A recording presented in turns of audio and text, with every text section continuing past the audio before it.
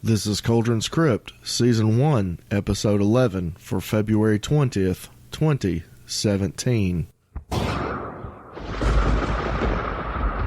Welcome.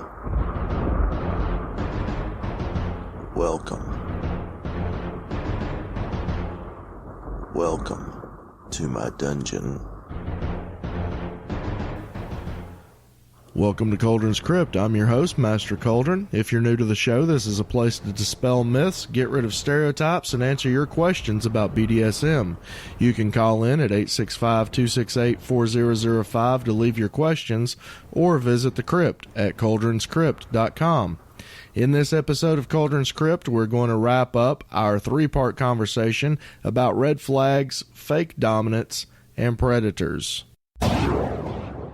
Hello, Krypt listeners. This is Master Kuldrin, and I need your help. I'm putting together an episode based on humor in BDSM, and I'm going to use your stories. So this is up to you.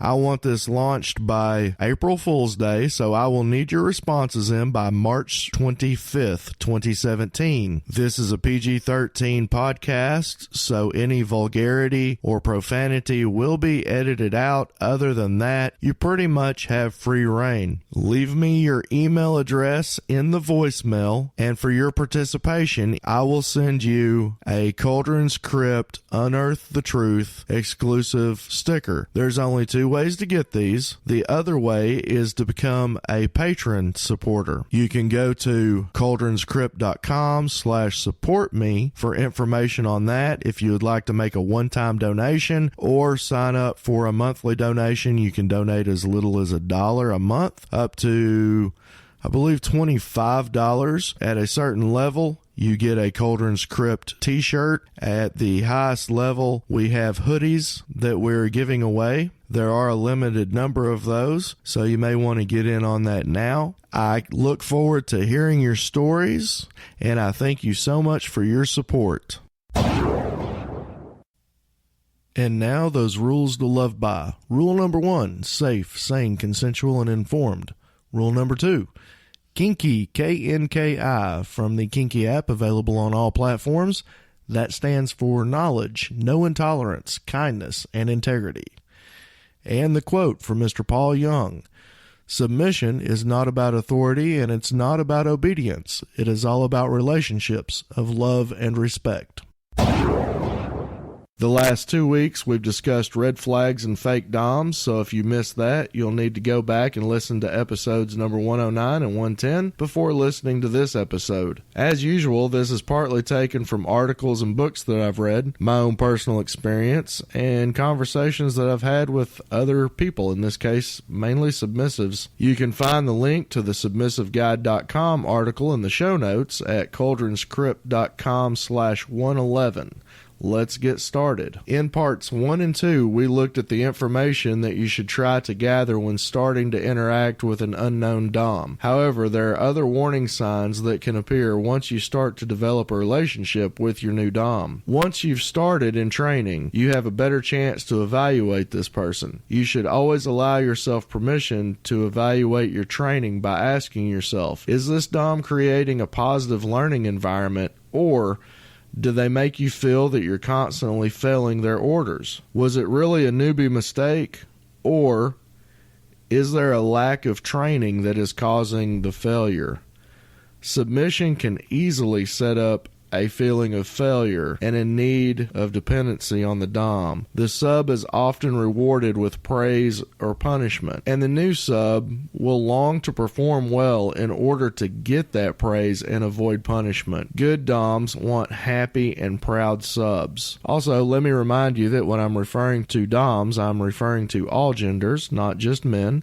Doms, domes, it doesn't matter, male, female, transgender, whatever the case may be. There is a difference between beating and browbeating, just as there is a difference between being dominant and domineering, as we discussed in episode 3, Rules to Love By and the Dom's Role. Another warning sign in training is the lack of limits or safe words. I know there are experienced DOMs out there who say that they don't use either of these things. However, I do strongly believe that both are necessary for the safety of a new sub. My first thought when someone says no limits is typically, what about things like breath play, CNC, which is consensual non-consent, and primal play? Not to mention things like knife play, blood play, marking, scarring, and piercings. If there are no safe words, how is your Dom going to know if there is something physically or mentally affecting you that you're having trouble dealing with? Simple question. There are some very, very experienced and observant DOMs out there, don't get me wrong, and safe words with them may rarely or never be used, but most of the time that's only the case when it's also with an experienced sub that probably has logged a lot of playtime with that particular Dom. Besides any of that, why would a Dom feel so threatened by having safe words in place? So that wraps up a lot of the so what about abuse in BDSM? Is it abuse or is it part of BDSM? And this is where we really get into our discussion about predators. A predator can use the feeling of need and dependency to create an unhealthy environment rather than participation in an exciting power exchange. Signs of an abuser in the vanilla world are denial, isolation, dependency, anger, control, and emotional impact. So how does this relate to the BDSM world? Let's take a look at these 6 things one by one and compare them to the vanilla world. Starting with number 1, denial. In the BDSM world, the Dom may punish you for serious offenses. I've only had to severely punish a sub a few times in the past 21 years. If I was not allowed to punish them in a way that had been pre-negotiated, the alternative would be to end the relationship due to the nature of the conflict. They chose to accept the punishment. Often a Dom will discipline the sub, giving a clear explanation of the offense and the discipline. Now, this isn't a severe example or a case of a severe example, but something like standing in the corner because they've talked back to the Dom. You know, that's something that I have used before and I will use in the future. If someone talks back to me, then they're going to spend a specific amount of time in the corner. A timer will be set, and they're not allowed to come out until it goes off. But that is something that is negotiated. Now, I do know one person that had a serious issue with that, and in going over basically the checklist that I have there for you to take on the website, that is at kuldrinscrypt.com/contact resources. It's the Limits and Kinks survey.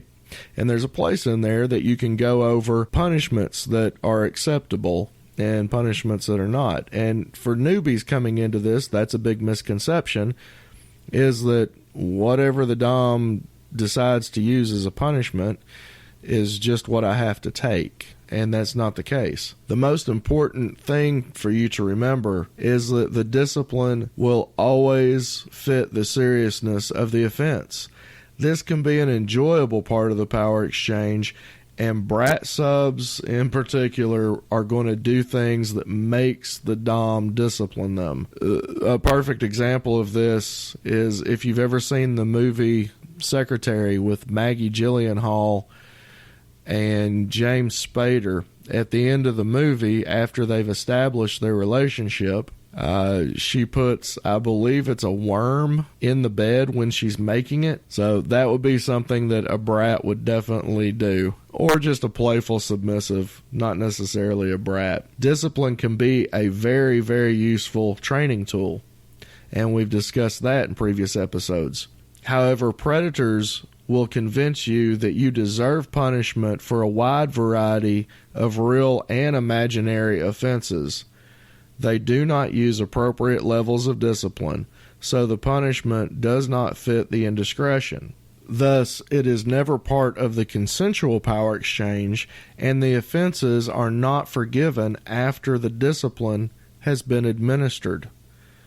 There is a constant reminder of your failure. True Doms learn to leave the past in the past. Number 2, isolation.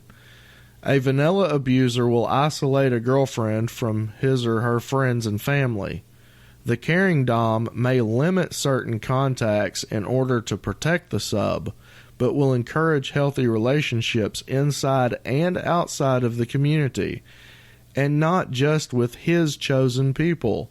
Don't forget, you entered into this relationship with friends, and part of a healthy relationship is spending time apart from each other and with those friends. Otherwise, codependency will lead to isolation, and that's a form of abuse all in itself. But it typically does not stop there. Number 3, dependency. If an abuser can control the person, he can control their feelings and keep them. A dom is all about control, but again, the power exchange is the key. A sub consents to this control and can withdraw this consent at any time. Submissives derive a great satisfaction from being owned and under control. It's kind of what makes them submissive. However, they should still have independent thoughts and actions. This makes life for both parties more exciting, as willing submission is the ultimate power exchange. Number 4, anger. The abuser reacts with anger instead of a range of emotions.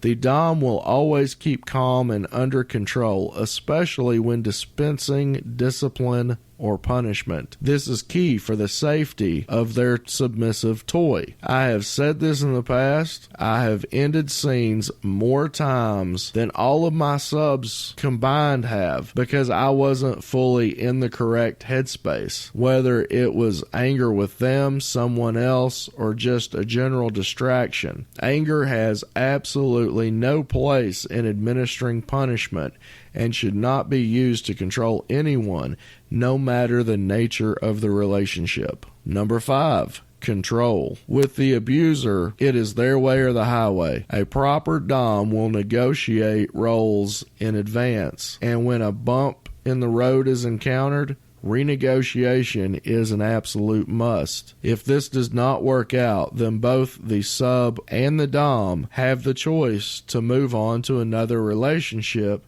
with no hard feelings on either side. The thing that I love about BDSM is that it forces a mature relationship.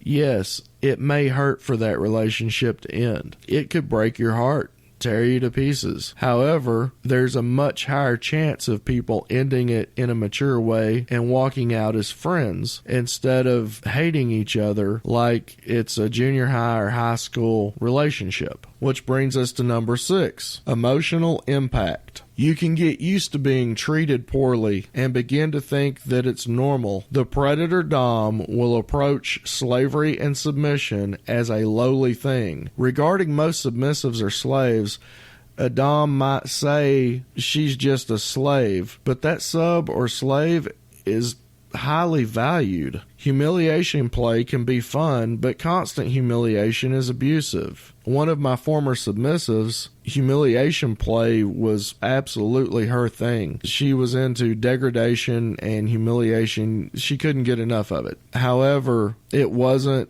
a constant. When I say she couldn't get enough of it, I'm referring to in a scene, not 24/7. I did not walk around constantly calling her names and putting her down and telling her how miserable of a thing she was because she wasn't even good enough to be considered human. It was only during playtime. So it cannot be a constant thing. It will cause psychiatric concern or issue if it is. If your instinct is that you're performing a valuable service, but your dom has any of the characteristics that we've discussed in this 3-part series, follow your instincts and find another dom. Get out of that relationship. If you need help getting out of that, this is a very, very large community, and there are a lot of doms out there that can be pretty intense. pretty scary. Hopefully it wouldn't come to that, but if it does, there are people that have your back. I've seen a submissive in an abusive relationship and other subs stepped in and got her out of it. I also saw that with a male sub. That's another big reason why it's so important for you to have relationships with other submissives,